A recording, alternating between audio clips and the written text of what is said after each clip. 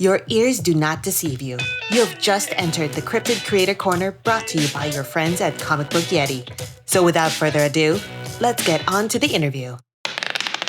Y'all, Jimmy, the Chaos Goblin, strikes again. I should have known better than to mention I was working on my DC Universe meets Ravenloft hybrid D&D campaign on social media. My bad. He goes and tags a bunch of comics creators we know, and now I have to get it in gear and whip this campaign into shape so we can start playing. Another friend chimes in, "Are you going to make maps?" It's fair to say it's been a while since I put something together, so I guess, question mark? It was then that I discovered Arkenforge. If you don't know who Arkenforge is, they have everything you need to make your TTRPG more fun and immersive, allowing you to build, play, and export animated maps, including in-person fog of war capability that lets your players interact with maps as the adventure unfolds while you, the DM, get the full picture. Now I'm set to easily build high-res animated maps, saving myself precious time and significantly adding nuance to our campaign. That's a win every day in my book. Check them out at arkenforge.com and use the discount code YETI5 to get $5 off. I'll drop a link in the show notes for you, and big thanks to Arkenforge for partnering with our show. I think I'm going to make Jimmy play a Goblin Warlock just to get even. Hello and welcome to Comic Book Yeti's Cryptid Creator Corner. I am one of your hosts, Jimmy Gasparo, and I have a trio of guests on today's episode, and we are here to talk about their crowdfunding campaign, their Kickstarter campaign for My Neighbor Necromancer #2, which if you're listening to this when an episode came out, that campaign is going to go live on September 3rd in just a few days, but you can click the link and sign up for the pre-launch page. But we have writer, artist, and letterer and colorist. Please welcome Dillon Gilbertson, Jason Piperberg, and Luca Romano to the podcast. Welcome, everybody. Hey, thanks so much for having us. Yeah. We're so excited. We were so excited that Luca could not sleep and stayed up all the way. It was 2 a.m. It's always a treat to be present at these events. It's so rare. I'm so happy to be here. We feel so included. Yeah, I'm super excited. I think it's like 3 a.m. where Luca is. So I'm very happy that he is joining us. My Neighbor Necromancer, and I mean, you've all done various things in comics, so there's plenty we could talk about. But right now, My Neighbor Necromancer #2 is the Kickstarter campaign is about to go live in just a few weeks as we are recording this. I love the first issue. So for anyone who isn't familiar, essentially, I think a young girl is kind of chasing her pet flying lizard through the woods and stumbles across the house of a necromancer who I think has kind of like been kind of protecting his house for, I don't know, over 100 years.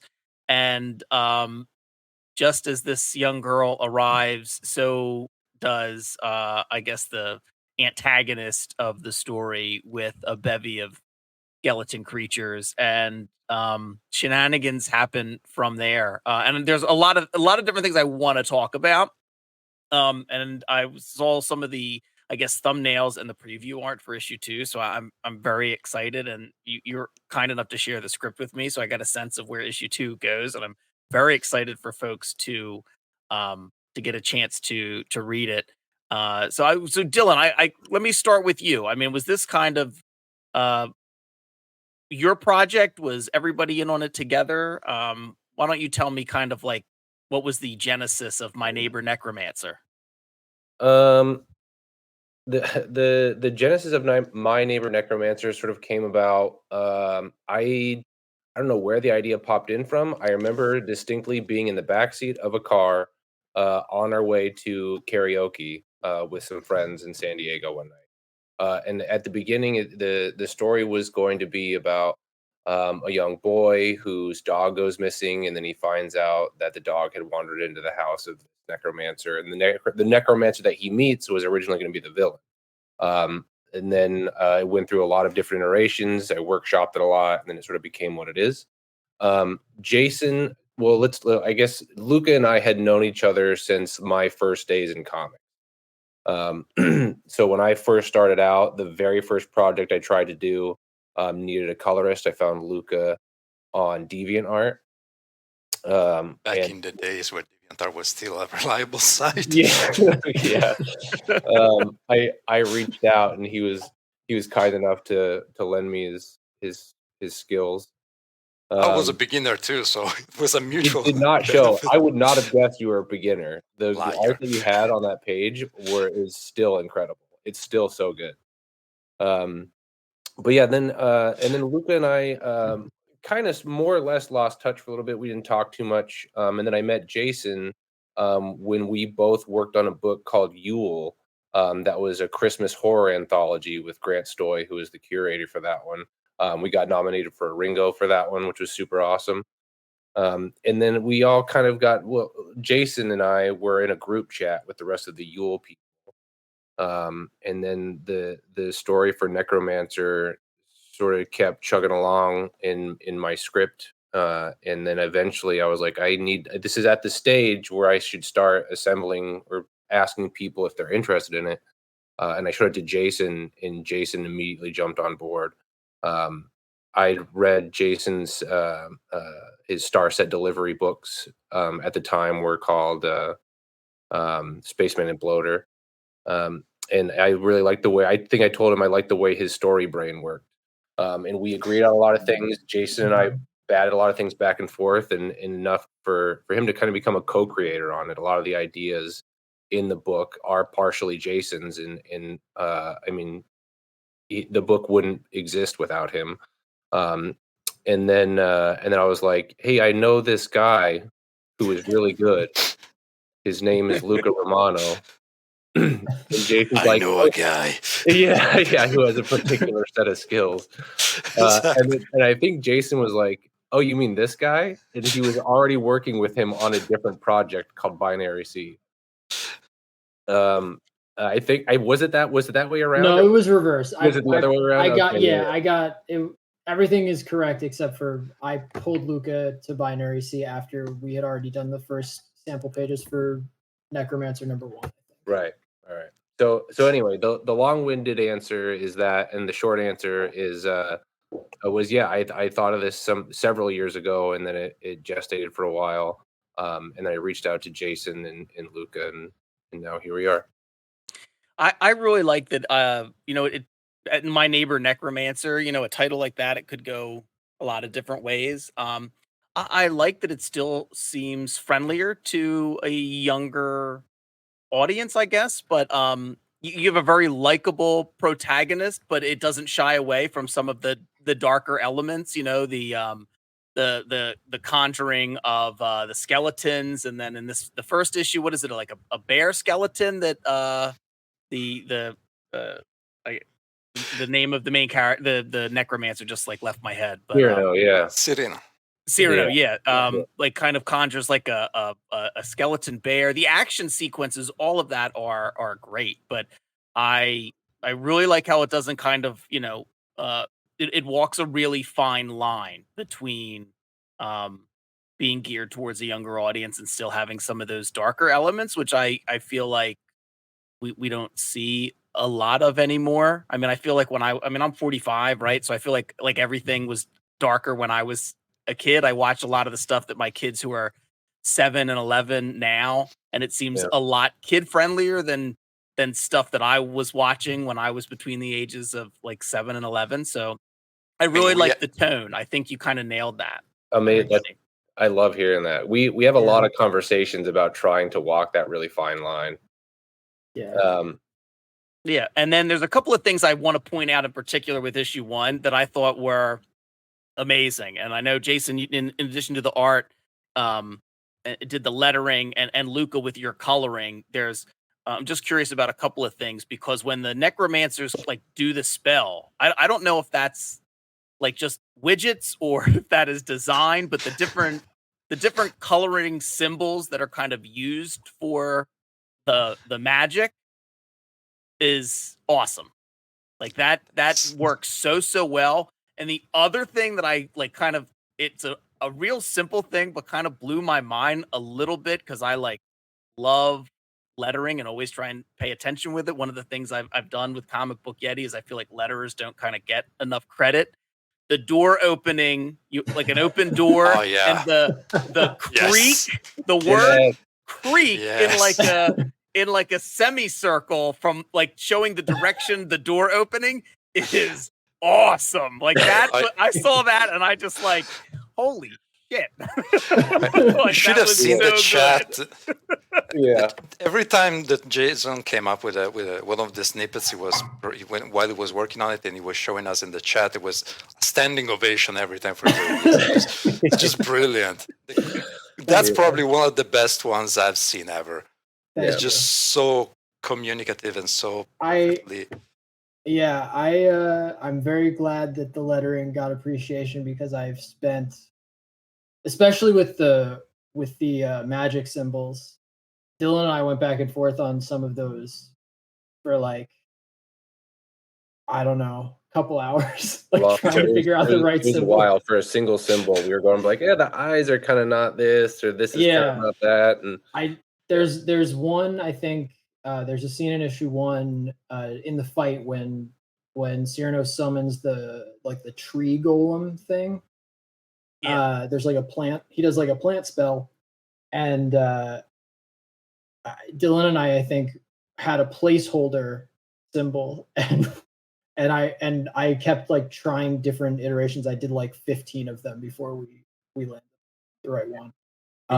Were they symbols though that you had like found? No, I drew them. I had you designed it. Yeah, so basically what I did is I made the word balloon, and then I had a separate layer that I just drew. I was like drawing. Most of the sound effects I hand letter. Okay. Because it's easier for me than trying to find the right font most of the time. I just have I have different like texture brushes and stuff that I'll use to kind of get the right effect. The creak sound effect was inspired by I haven't read the whole thing, but the first issue of Righteous Thirst for Vengeance. Oh, okay. I can't remember the creative team. I know it's Andre Lima. I'm gonna butcher it, but Righteous Thirst for Vengeance. The person who lettered that, there was a sound effect trail that was like going to, I think, like a teapot or something on a stove, and I was like, that's really cool. And then when I was doing the creak, I pulled inspiration from that. Good ideas need to be stolen. That's not the correct version. Stealing. No, that's right. Yeah, you got it. I'm excited. We've got a couple in issue 2 that we got to workshop. Yes. Got a couple of really cool ones that I'm very excited about for issue 2. We should workshop. Yeah. Yeah. Well, I mean, you already some of them were great. Yeah. You already started reading in esoteric just to have the more correct versions possible for the summoning symbols and etc. Mm-hmm. So, if something weird happens while you're reading the book, we are not responsible. We don't. If this actually summons the dead, we are legally not reliable or responsible for that. Yeah, that's what I was wondering. I also was just looking it up. Russ Wooten letter. Thank you. A Righteous Thirst for Vengeance. So I mean, you're going to borrow or find inspiration from somebody. Russ is a good letter to do it. But there were just some things in it that I thought were, I mean, just some really, really excellent, fun, inventive storytelling. Especially when you have a kid protagonist who has a pet, Bibbits, right? Yeah. I love Bibbits. Everybody loves Bibbits. Yeah, Bibbits is great. But like to not have everything like so in panel, like having some of the scenes be a little more open and kind of like showing the movement. Another like brilliant panel, I thought, not only in the art, but the coloring design as well. And it seems so simple, but Jesse's the main character, right? Yes. Yeah. When Jesse is looking for Bibbits in the opening, and we see Jesse going like in all the different places, and there's like the little dotted trail. It's like it's very like you could have broken that down into like several panels, but to really kind of open it up and show all that action and the directions that Jesse was traveling in, it was just really, really smart, really fun, just made for a much more interesting, kinetic read. I just something I loved about it. Thank you. Yeah, I love that page. That's like one of my favorite pages. it's such a good page. I love that one too. That DeLuca effect is so cool. Yeah. Yeah, absolutely. But it's Lucas- not easy to find a good synthesis. Synthesis, is probably correct. I think synthesis is right. Yeah, a proper synthesis for an action scene, so you don't delay too much in very different panels just to drag it on. Yeah. And Yeah. people think it's easy to do minimal things, and it's actually the opposite. Yeah.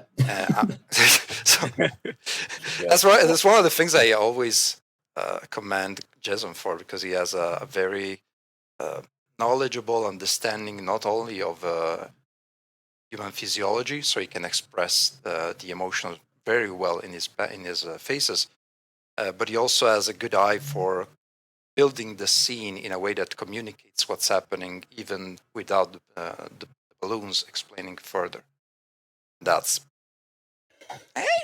you know I like it. Well, I mean, Luca, what's like the challenge for you? And I mean, I've read all of Nottingham. I think I interviewed David Hazan not that long ago, so I've even already read issue 15. My favorite also. But, now having read My Neighbor Necromancer, and I backed Zoop, I backed Binary C on Zoop, and I've read that as well. And I'm, thinking about all these different things and all like the different challenges. For anyone who's not familiar with Binary C, it's it's essentially like I think takes place in the late 1700s, early. Yeah, it's like early. I think it's like 1803, 1808, something. Yeah, and it's like a high seas adventure kind of. The beginning of it is more like it's the British Navy up against pirates, and so it's on a ship, the HMS Pontus, and then by the end, I won't spoil it, but by the end of issue 1, it's seems to be in very different territory. It goes places, yes. It goes places, and Nottingham, set in like the 1100s, and it seems much darker in tone and look a lot of the time. So, what is the challenge for you when you have, switching between different projects, which to me seem like they all are coming out at, relatively the same time. I'm not sure exactly when you worked on all of them, but like, how do you approach that? You're just not plopping in like, the same colors every time. You show a lot of thought and care into your color design. Thank you. Yeah, that there's we were discussing this with Jason back a couple of weeks back. We were talking about finding your own style, and Jason was concerned about he's expressing himself enough, if he's recognizable enough, and I mentioned, as a colorist, that's not my problem. I actually have to do the opposite most of the time, because I have to match the line art first and the mood. So with Shane, I use very textured brushes. It's everything gritty, which meets his very sketchy, rough inking. While Jason has a really clean line art, very readable. And so to set the tone is not even just the main goal. It's also making sure that the colors don't clash with the final look, because otherwise you could literally ruin a page. If I overextend with the rendering, we went through a phase. The first preview of the pages were more rendered, not only in the line art but also in the coloring, and the final look is way more softer all around. So it's challenging, because I always want to do my. It's not. how can I express it? You have that feeling that you want to do your best, and making your best sometimes feels like you have to fill in details everywhere you can possibly imagine and try to paint everything. And sometimes that's detrimental to the final look. Yeah, it takes. I imagine it takes a lot of like qualitative know-how, like a lot of like Yeah. an inner feeling kind of a thing to adjust a coloring style to lines that fit the lines, right? Like if you're gonna try and fill in all the blanks and stuff like you would on every single art style, you end up washing out the art style that was there to begin with, kind of, right? Yeah, Mhm. it's a balancing act, and Yeah. I've been lucky because I've always worked with really good pencilers and inkers in this case, since most of the work I've done is by a single line artist. So that helps. Uh, I hope I get better because I still have that feeling of I should be rendering every detail because otherwise I'm not working hard enough. No. Yeah, I have that too. I have to that again, like also like with between. So we had a little bit of a gap between when I completed the original sample pages for number one and then finished all the actual pages for number one.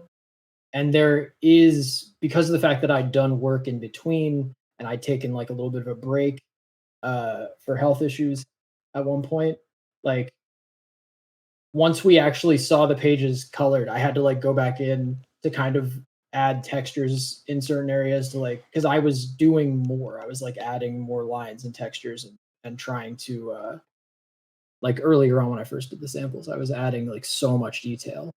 And then I had kind of a realization when I was doing the other pages of like, no, I should like pull it back a little bit. Like I should like, not render every brick on a wall, so to speak. And what was when you see that and you have that like space to go back and look at something?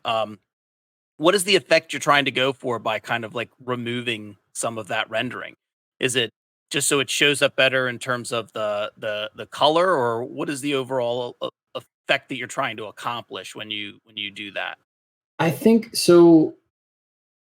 There's sometimes too much detail can uh, hurt focus, right? So if you have too much detail, your eye doesn't even know where to look half the time because it's like there's too many lines, right? And so like Luca did a good job in the colors, especially in the preview pages of kind of separating those things. When I had too much detail going on, but as I was working, I was trying to make things more focused of like, okay, what's the actual focus of the panel? I don't need to, not everything needs to be in HD, right? Like you want to create some atmospheric perspective. I can have, like on the ground, I don't need to draw every single leaf on the ground. I can, have them kind of more defined in the front and then have the lines more scattered in the back to basically nothing. And that creates more depth versus if I try to draw all of the detail on the ground, it'll flatten it. You don't want on TV. It's called the soap opera effect when everything is in like super high resolution. Like you don't want the soap opera effect on the page. Yeah. No, that makes sense. All right, let's take a quick break. Hey, comics fam. Indie comic book publisher Band of Bars just got a level up and announced it is now a cooperative. This heralds a new era for them, including a partnership with Dauntless Stories. And they added several new members to the ownership group. Marcus Jimenez is now Chief Operating Officer, Brent Fisher takes on the role of Chief Diversity Officer, and Joey Galvez is introduced as Head of Kickstarter Ops and Social Media Manager, which is sure to increase their capabilities overall as a publisher. And it further promotes their mission statement of advancing representation, inclusion, and diversity in the medium. They also established a new board of directors to help chart the new path of their journey. With new projects in the works like Alas Goodbye dropping in June, Unbroken soon launching on Kickstarter, and Pawn coming up with Dauntless, stay tuned to this space for more exciting news from the growing Bards family. Let's get back to the show. So Jason, having, since I just recently revisited in preparation for this Binary Sea, and now you've drawn people fighting and now skeletons fighting. Do you have a preference? Is it more difficult like rendering like muscle or bone in terms of making it look fluid and alive? Alive. Yeah. Bone definitely. What's that? I think bone. Skeletons definitely, because I'm I don't have as much practice. Okay. I mean, I will, and I have much more. But I like you brought up the bear skeleton. Yeah. I had to like look up what a bear skeleton looked like, and I had to find like. Where do you even look for it? I went and I looked up. I found like 3D model scans of like an actual grizzly bear skeleton, and I was like turning it around and looking at it. I think at one point I even was just like, I'm going to loosely sketch over this to get the right proportions because there's too much happening. Like because I drew like every single rib on the, I was like counting. I was like, how many ribs does the bear skeleton? Right. And then it was also it's like that skeleton is also merged with like human bones at the same time. Like it technically goes into a human half bear. pelvis. Yeah, it's like so yeah. That's definitely hard because I want to. It's the high def thing again, right? Like I want to be anatomically accurate or whatever. Right. And I didn't have the memory that I have. It's hard to cheat with bones because yeah. with muscle and flesh, you have more or less a round shape. Mm-hmm. And if you do not go too much in detail where the muscle is showing, you can more or less make it look like a proper arm. Mm-hmm. But bones, it's just a solid structure. You cannot cheat much there. Yeah. But that makes it far more challenging to represent properly. Yeah. Dillon, when you're for issue 1, and we can talk a little bit more about if you want to tease some of the stuff in issue 2, but for issue 1, when you're putting these like fight scenes together, like how I guess in your scripting, and I was just curious after looking at some the going through the script for 2, are you pretty specific in terms of the fight choreography, like in your writing and in your scripting, or what was that kind of discussion between you and Jason for that paneling? Because there is like a lot going on. It all flows really well. Before Dillon answers, I do want to say the scene where the evil like I don't know if I think it's the evil necromancer that kind of like unwinds the body that turns on him. Yeah. Gosh, that's another really great panel. Yeah, when Ragus degrades that thing, yeah. But in any event, yeah. So Dillon, like what is that conversation like between you and Jason, or how much, how do you go through to kind of choreograph a fight like that? I've always kind of erred on the side of being very specific in my scripts. Now that Jason and I have worked together a lot, I feel like my descriptions will eventually start to loosen up a lot. But generally, I try and err on the side of being very specific and then making sure that Jason knows that this is not set in stone and that like if there is a better way to do this, then by all means do it. Jason is notorious for adding so many more panels to a script than I've written. I'll write a 4 or 5 panel page, and he's like, "Here's the 9 panel layout that I'm doing." But then I look at it, and he was like, "Yeah, I just thought I could use more panels for pacing," and I was like, "You're right. You're absolutely right. It looks amazing, and it reads better, and it's great." But yeah, it becomes very difficult, especially when you're trying to try and not make it the same shot every time. When you're trying to describe different camera angles, and with something as complicated as like the bear fight, you just kind of have to reference a panel, but then say that. So like, I can't remember specifically which page it was or which panels it was, but like the bear will come out, and we're like, so an over-the-shoulder shot from behind Cyrano. We see the bear approaching, and so that's a fairly specific panel. But then not much changes between one panel and the next. So you just say similar to this panel, but maybe we pulled back a little bit to give more scale to the bear. And so I try to be very specific with the fight scenes, just because I know that that's a lot to figure out. But the truth is, Jason sometimes knows better than I do, so he'll mix it up and make it a little more dynamic, a little more fun if I've written it a little too stiff. Okay. Yeah. I mean, well, it certainly came out, on the page as a lot of fun. So, I mean, Yeah. that's the good thing. Mhm. I wanted to ask about Bibbits. We talked about Bibbits. Everybody loves Bibbits. I don't know exactly what type of lizard Bibbits is, but He's a southern flying lizard. okay.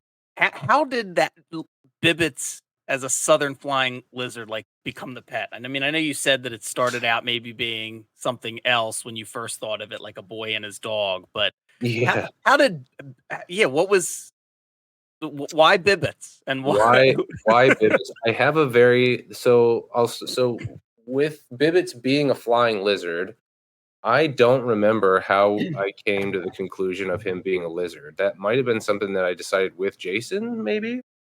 I wanted it to be something small, something unusual. I learned through researching flying lizards that they're apparently notoriously difficult to take care of. Okay. Which I think works great Makes because sense. yeah, you'll see in issue 1 how difficult they are to take care of. Yeah. But I think that lends itself very well to Jesse's character as well, because Bibbits is the most important thing in the world to Jesse.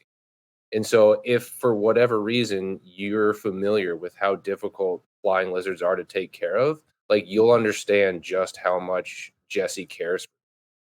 We'll see in several issues, she's like, I'm not going to do this. And then she realized it needs to be done for Bibbit. She's like, I have to do this. She'll do it.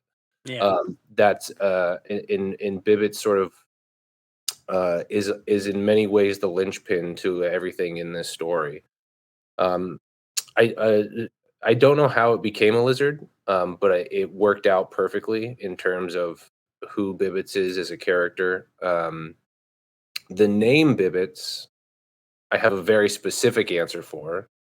My mother-in-law once told me a story about a pet duck that her neighbor had when she was a kid, named Bibbits. And I was like, that is a perfect name.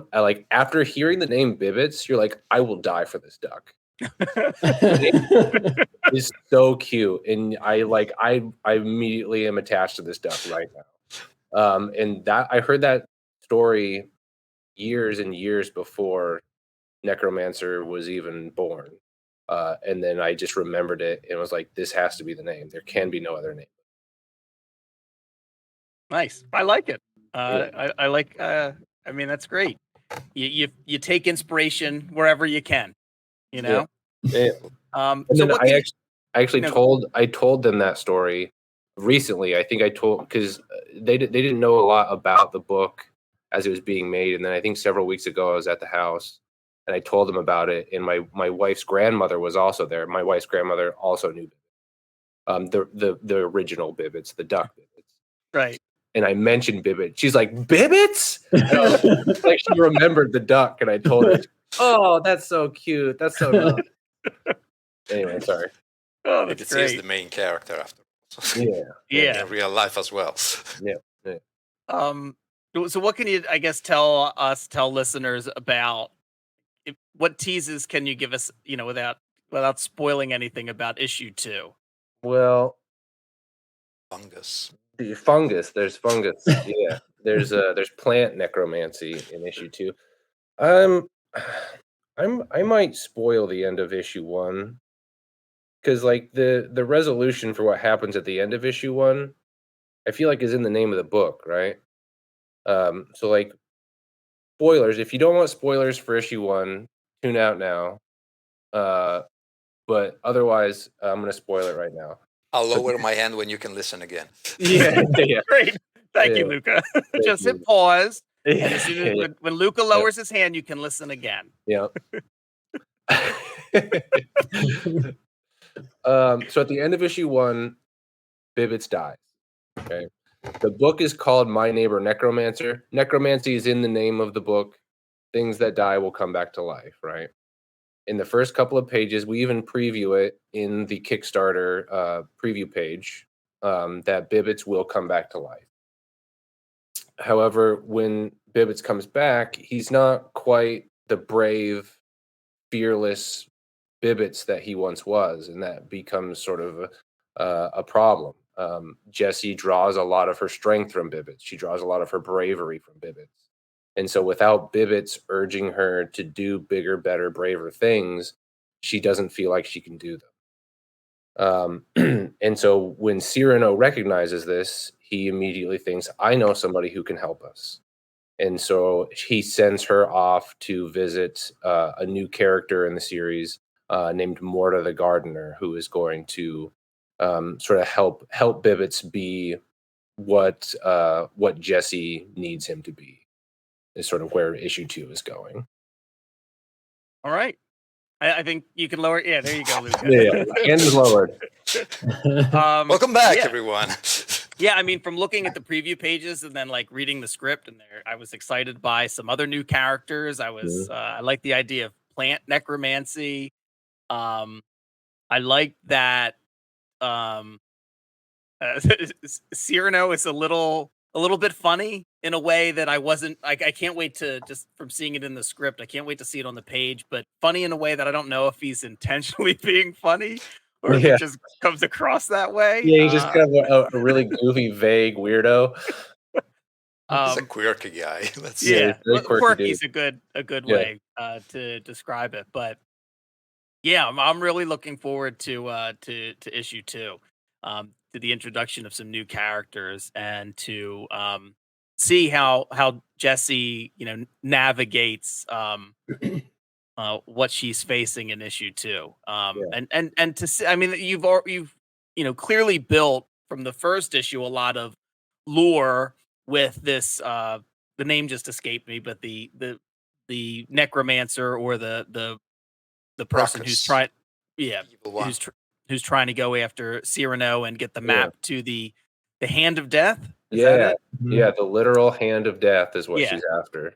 So there's a lot of fun lore already that has been teased, and I can't wait to see how that gets developed further. The preview pages, though, the ones that are done for the Kickstarter campaign, look great. So a lot of I see some more fun, inventive stuff happening. So really excited about that. Is there anything in particular that you're excited about being able to offer? I know you were still kind of, I think, working on some of the rewards and stuff as we record this.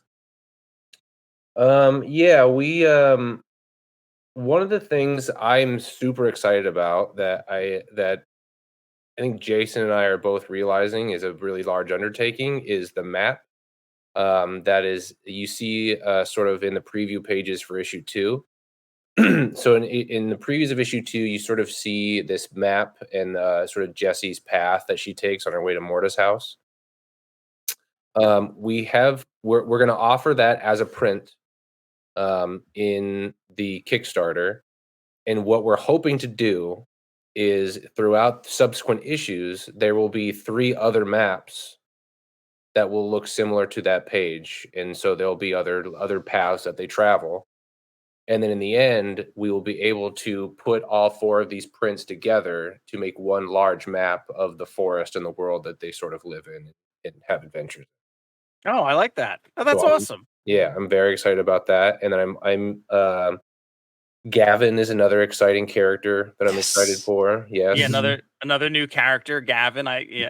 Looks pretty cool. Yeah, Gavin. So Gavin, for anyone unfamiliar, is the cat, the skeletal cat that you see in the preview pages.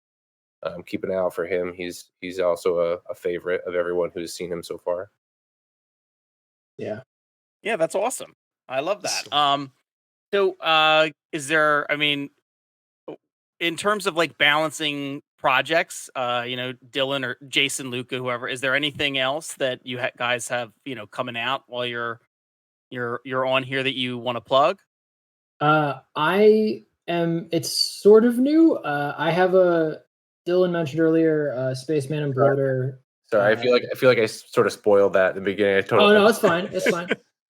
It's good. Spaceman and Bloater is a thing I've been working on and off since college. And at one point, I think in 2018 or 2019, I released Spaceman and Bloater Volume 1. And I haven't done a lot with it. It's kind of been sitting there. And after thinking about it and trying to figure out like what I wanted to do moving forward with those characters, because I do want to keep using them and telling stories in that world, which is I'm kind of doing a re-release of that volume. And just like quick pitch, because most people probably have no idea what it is. Starset. I'm changing the name to Starset Delivery. Which is a sci-fi slice of life story. And the characters are Spaceman and Bloater are couriers, galactic couriers, making dangerous and weird deliveries throughout the cosmos. And so I'm doing a re-release of that with a new cover and some new behind-the-scenes stuff. And Dylan and I will be tabling at Baltimore Comic-Con in September, and I'll have copies of that. So yeah, awesome. I go to Baltimore every year. I love Baltimore Comic-Con, so I'll be there with my brother, with Bobby, the Cryptid Creator Corner's #1 most dedicated fan. Bobby listens to all my episodes. I always shout out my brother every podcast that I record. Nice. I didn't start doing it, but since I started doing it, I've been doing it since. But Bobby and I are going as press for Comic Book Yeti, so we'll be there at Baltimore. But Jason, you were kind enough to send over Starset Delivery. And I know you when we were hanging out in Philly, I think you had mentioned it and showed some pages from it. But I read it after you sent it, and I mean it's super fun. And in addition to that, like the first I'm going to say the name wrong, but is it like Blue Tech Cavern or Beltook? Yeah, it's a weird. Say it however you want. It doesn't. It's a made up word. No, I mean people have been mispronouncing Ra's al Ghul for however long. Like that's just Just I've never said that Batman villain's name right. Right. Yeah. But I really liked all the stories in it, but especially that first one. Thank you. But essentially, Spaceman and Bloater are just hanging out, and the guy that they're with says that there's like a ghost in this cavern, and Spaceman doesn't believe, and they go all through. It's like super fun action. Like again, your lettering on it as well. Like the sound effects are a lot of fun, and then has like a really great kind of like profound ending. I thought it was like a bit of a surprise, and I just thought it was very thanks. A little bit whimsical. I really liked it. Thank you. I appreciate that. Because writing is definitely not like I'm working on it, but I'm always like, I don't know, I'm good at this. So I like Spaceman's little "I'm in trouble" catchphrase whenever he's just like ragged. Yeah. Yeah. I think I tried to work that into like one of at least once a story, I think is in that. I don't know if I'm going to keep that up going forward, but it is, it's fun. Should I? I should make one per story. Yeah. I like little things like that, how like every cold open of Quantum Leap ended with Sam saying, yeah, that's true. Yeah. I love Quantum Leap. I love those. I love a little tag like that, and so I thought I thought it was a lot of fun. I thought it was really cool, and I like whimsical at times. I really enjoyed. So that's kind of fun. So Luca, with Binary C being out and My Neighbor Necromancer and issue 15 of Nottingham. That's happening, huh? Yeah. Yeah, that's happening too. Kinda. So you got a lot of stuff going on. I kinda. The most is done. Okay. The biggest was finishing Nottingham main story, and now I'm poking the bear behind the scenes, we could say, with the fellow creators, most of which you are very familiar with. So we'll see what comes out of it. And I cannot say more because otherwise I would be sued. Okay, well, we don't want that. We don't want to get anybody sued. But I appreciate you looking forward for it regardless. No, and is there going to be more? Do you know if there's going to be more Binary C? I mean, the writer of that, Graham Blackaby, who I think is like the Captain Midnight YouTube channel, Captain which has Midnight like YouTube.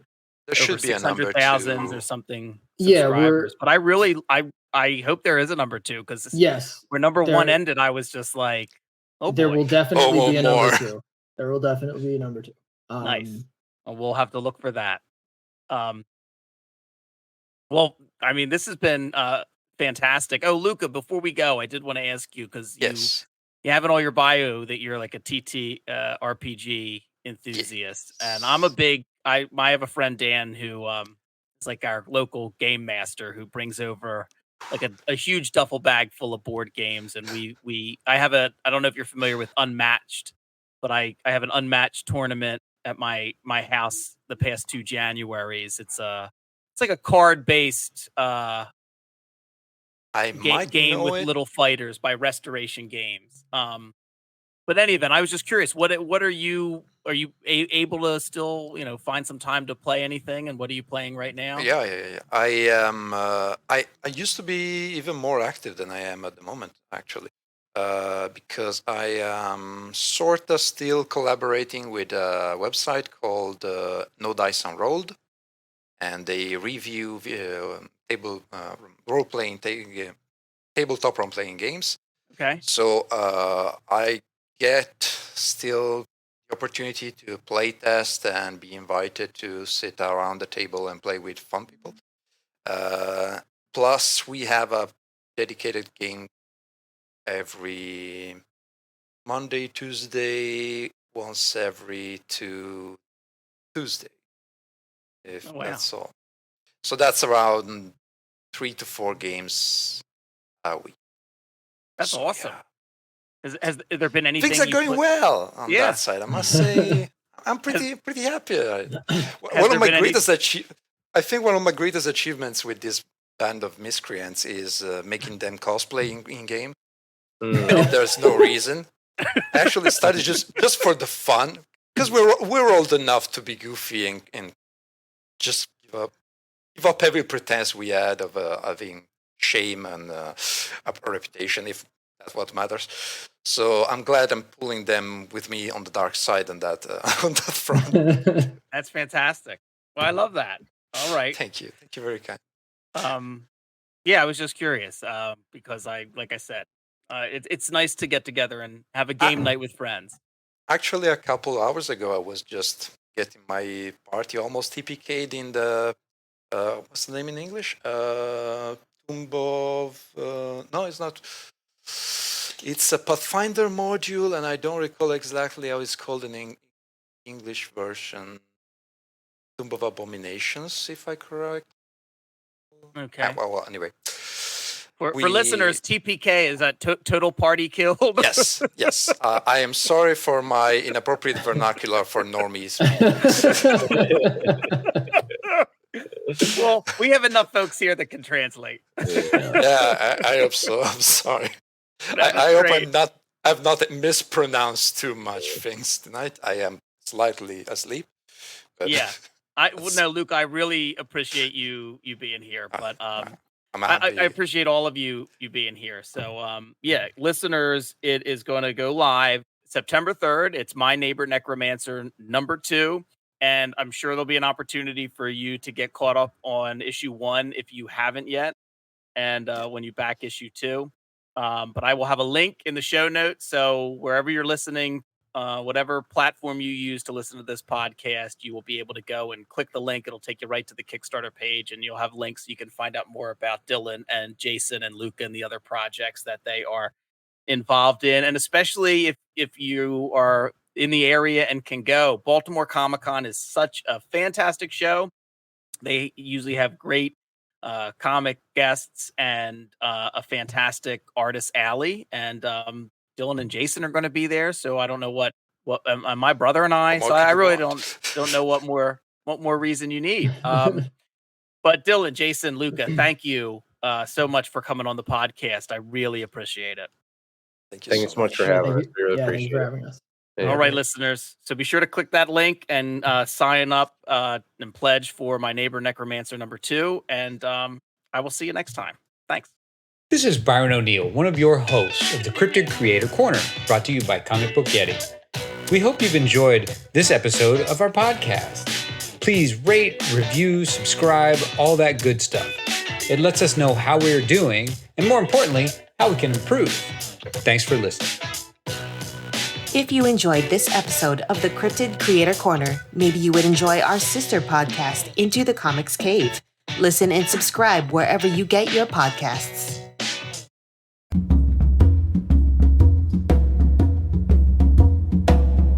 The great visionary leader of India, Mahatma Gandhi, said, "It is health that is real wealth, and not pieces of gold and silver." Listen to the Healthy Grocer radio show on your favorite podcast platform. We know that health is our greatest wealth, and we will be discussing all aspects of natural healing. Explore everything from supplements, superfoods, and healthy lifestyle choices to help conquer stress and boost productivity.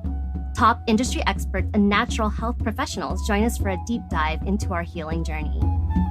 You can find the Healthy Grocer radio show on demand every day, wherever you listen to your favorite podcasts.